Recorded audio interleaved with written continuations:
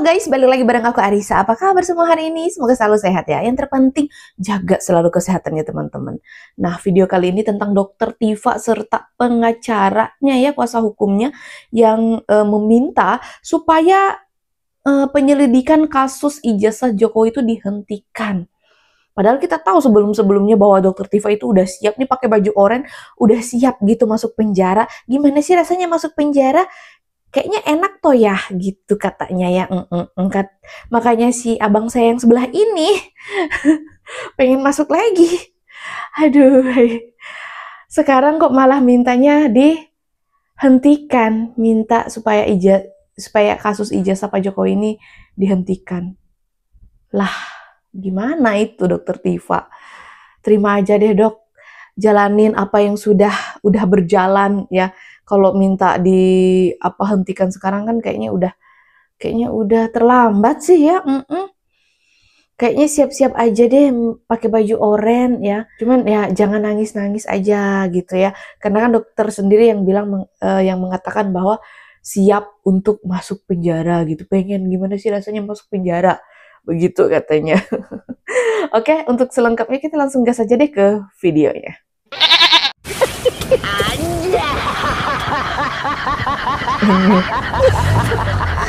Ya katanya nggak takut ya, tapi kok oke, kita dengar teman-teman.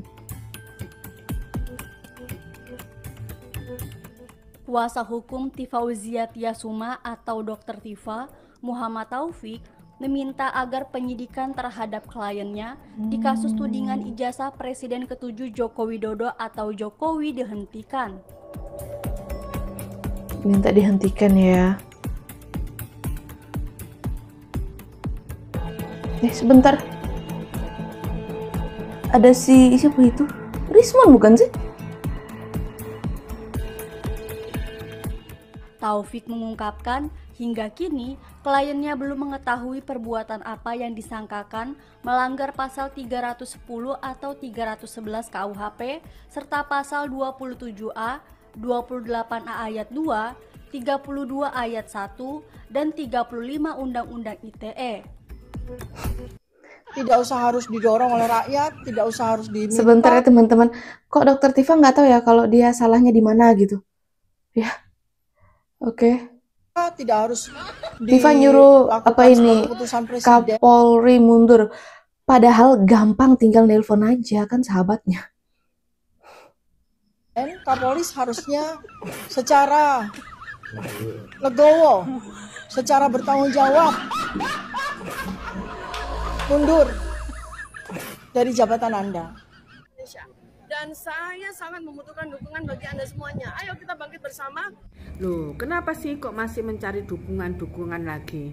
Katanya sudah menuliskan surat cinta kepada kepala negara, salah satunya kepala negara di Amerika. Katanya sudah melayangkan surat di PBB. Katanya banyak ya dari Sekjen PBB. Dan katanya sudah mendapatkan dukungan dari Human Rights International. Lah kenapa kamu kok cari dukungan lagi? Rakyat mana? Yang jelas rakyat itu nggak ada yang mau mendukung kamu. Kenapa? Karena tujuanmu itu orang genah. Ya. Tujuannya itu tidak sekedar penelitian. Tujuannya ya balas dendam dan sakit hati. Bener. Nah nanti pada saat kamu di penjara, siapa yang menolong kamu? Pak Anies. Sana minta dukungan Anies. Minta tolong Anies untuk dicarikan dukungan. Siapa tahu nanti beliau bisa mendukung kamu. Yang jelas rata-rata masih banyak rakyat Indonesia, sebagian besar ini berpikir cerdas. Kamu nggak usah mencari dukungan kalau memang apa yang kau lakukan ini benar, mengatasnamakan rakyat. Kita akan turun kok. Lah, apa yang kamu lakukan ini nggak benar. Nggak benar sekali. Semua lembaga negara kau caci maki.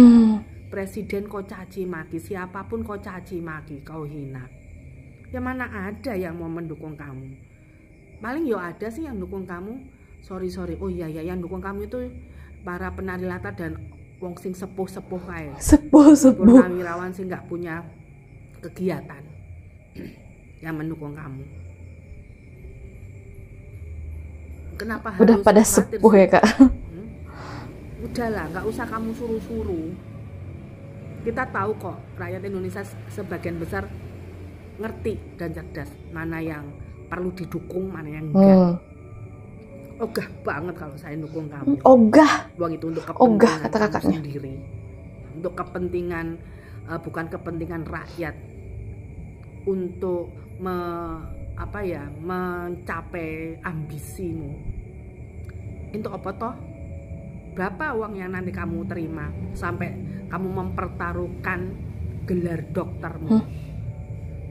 Harusnya tuh dokter tuh sibuk nang rumah sakit, nggak ada waktu nak kayak gini-gini. Ya mungkin kamu nggak punya pasien apa, jadinya kayak gini. Pasiennya meneliti penelitian yang kuburan, gitu. Terus menjadi spesialis prediksi ahli nujum. Ini kan sudah kamu prediksi toh. Kalau sudah kamu prediksi kayak gini ya kamu harus siap apa yang terjadi. Emang siapa lu nyuruh-nyuruh mendukung kamu? Ya nggak mau lah. Apa sih karyamu untuk Indonesia? Ora enek. Jadi dokter yo karyanya opo? Kecuali kalau kamu menemukan obat atau menemukan cara bagaimana bisa mengatasi orang-orang yang kena stroke, kena diabetes, oke lah. Lah wong gelare sama apa yang dilakukan nggak matching. Wegah, nggak ada yang mau dukung kamu, orang gila-gila. Orang gila-gila. Udah, Aduh. gak waras semua. Salam waras yo guys, ojo melu-melu ono sing dukung. Dan kami juga mengimbau Rusiro kesal mahasiswa dan MUI malah mendukung penangkapan dirinya dan kawan. adik-adik mahasiswa, ayo bangkit. Justru jangan seperti sardan atau sarden. Sadar. Ya, yang katanya Nusantara. Ya. Malah mendukung penangkapan terhadap kami. Ini gimana kalian mahasiswa? Begitu. Baik, menarik tadi yang Anda sampaikan bahwa gugatan Ini perdata kenapa si itu Tompel? bisa dimasukkan kapan saja. Tapi apa yang digugat ke perdata kalau belum ada pembuktian apakah klien Anda kalah atau menang? Apa yang akan digugat? Pembuktian itu nanti ada proses gugatan, nanti ada mediasi, ada replik, duplik, jawaban masih panjang. Tinggal apakah kami akan menempuh itu atau tidak, itu hal yang lain. Kami pun sampai hari ini belum memutuskan itu. Tetapi yang offset adalah masuk pada ranah yang itu menjadi kewenangan kami, seolah-olah pendapat itu kalau kami ikuti itu yang benar. Kami tidak perlu yang begitu. Kami punya pendapat sendiri, kebijakan sendiri yang tidak terikat dengan pendapat siapapun. Karena itu pendapat yang barusan kami terima cukuplah kami kesampingkan dan kami anggap tidak pernah ada. Baik. Kami anggap Baik, tidak pernah ada. Apa ini Roy Suryo ini? Ijazah. Saya rasa boleh. Itu saya kira salah satu ya harus kita cari solusi terbaik. Karena begini ya, kalau saya lihat ya, ini kayaknya merembet-rembet dari ijazah Jokowi, kemudian ijazah Gibran. Nanti kemana lagi? Gak kelar-kelar. Ini kemarahan, kebencian itu akan menimbulkan kemarahan sebelah pihak satu lagi. Nah, maka di sini muncul kebencian, di sini muncul pemujaan. Sama-sama irasional. Haters tidak rasional dan lovers tidak rasional juga. Terus ini, gitu kan? Nah, pangkal tolaknya itu karena kebencian. Nah, merembet kebencian kepada putranya yang sudah jadi wakil presiden. Wakil presiden ini kan sampai 2029. Maka jangan-jangan isu ini akan terus sampai 2029. Misal dipidanakan, apa akan berhenti? Buktinya siapa namanya yang sudah keluar penjara? Bambang Tri. Terus saja dia. Jadi nggak selesai-selesai. Nah, maka kita harus cari upaya. Memang harus ada pihak ketiga. Ini kan beberapa nama kan sudah Pihak ketiga itu kan memang pengadilan. Kalau pengadilan mengenai kertas, surat, Itu kan pengadilan tun. Problemnya pengadilan tun ini sudah kadaluarsa, nggak lagi bisa menangani kasus ini, ya kan? Nah, maka jalan keluarnya ya pidana. Pidana ini ujungnya penjara. Apakah menyelesaikan masalah? Buktinya enggak, Babang Tri terus saja ngomel. Tapi kan ini sudah berlanjut, sudah sampai penyidikan, sudah ada tersangka. Nah, bisa saja sebagai alternatif ya, perlu dipikirkan, misalnya prinsip restoratif justice itu coba dipraktekkan di kasus besar kayak begini. Jadi bukan hanya yang kasus-kasus kecil, tapi kasus besar begini, besar bukan skala substansinya, tapi besar apa namanya sorotan publiknya. Oke, diselesaikan dengan restoratif justice, misal melalui mediasi penal. Yang disebut mediasi penal itu, contoh? Ya ini, ya di mediasi. Ujungnya ini kan mau pembuktian ijazah. Oh, sama-sama dihadapkan saja dihadapkan, gitu. Tapi syaratnya ya dua-duanya harus bersedia. Nah, misalnya begitu ya, sehingga Polri itu tidak dibebani oleh kasus-kasus kebencian dan ketersinggungan yang sifatnya pribadi. Ini meskipun sudah masuk ke penyidikan, ini masih bisa dimungkinkan ada rasa. Ya, kalau para pihak mau kan memang tugasnya polisi. Kalau para pihak mau ya. Juga jaksa sesuai dengan peraturan internalnya polisi, begitu juga kejaksaan. Bahkan ada MOU antara mereka berdua untuk menerapkan restoratif justice. Maka ini terbuka. Nah, misalnya gitu ya.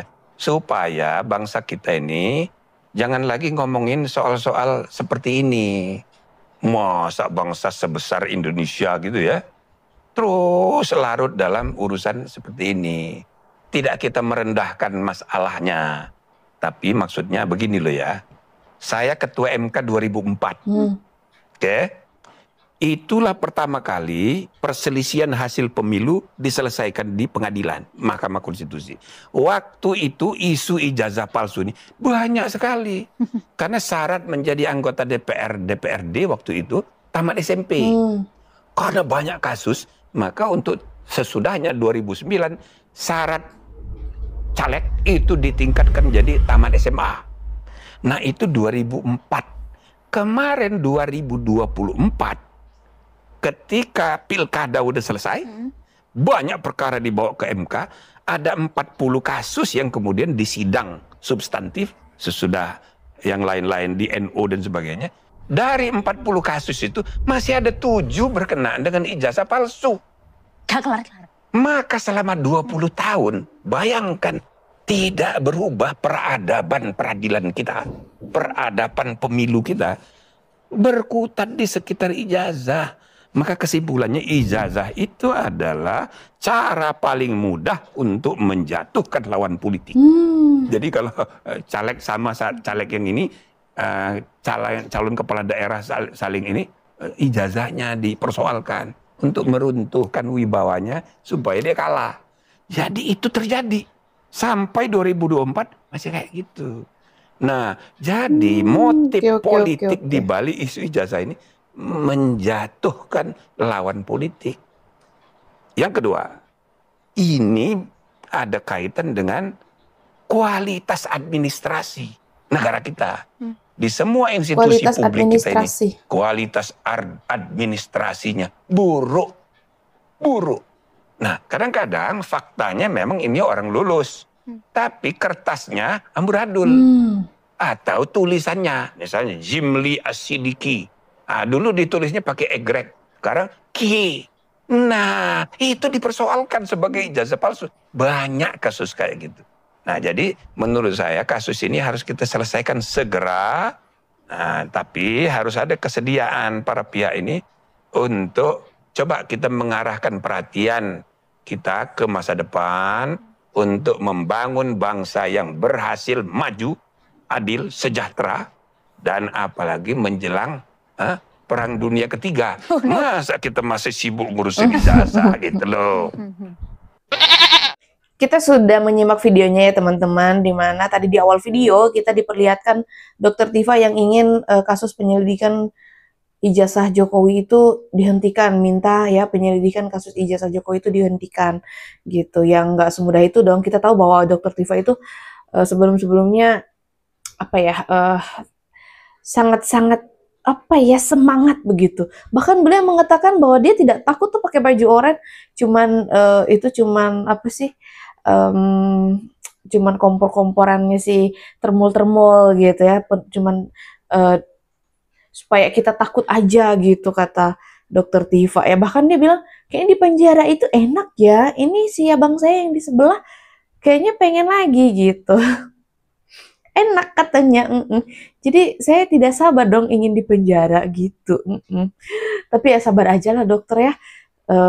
Ikuti aja deh proses yang ada gitu ya. Dan benar kata Prof. Jimli ya, dimana orang luar ya, masyarakat luar gitu udah sibuk dengan persiapan perang ketiga, kita masih sibuk dengan kasus ijazah palsu. Ya, aduh, ini kan katanya orang-orang ahli yang meneliti gitu. Ini menelitinya ijazahnya Pak Jokowi. Coba kalau meneliti yang lain, misalnya kayak Dr. Tifa meneliti obat apa gitu, terus untuk nyembuhin apa, kan hebat ya, Dr. Tifa.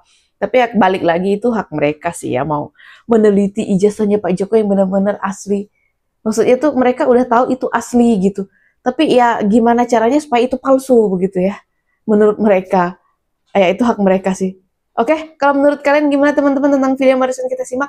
Coba ketik-ketik di kolom komentar, aku juga ucapin terima kasih banyak buat teman-teman yang sudah setia bersama Arissa Sebastia selalu ngikutin aku. Kayaknya sekian dulu video dari aku, sampai jumpa di video selanjutnya. Bye!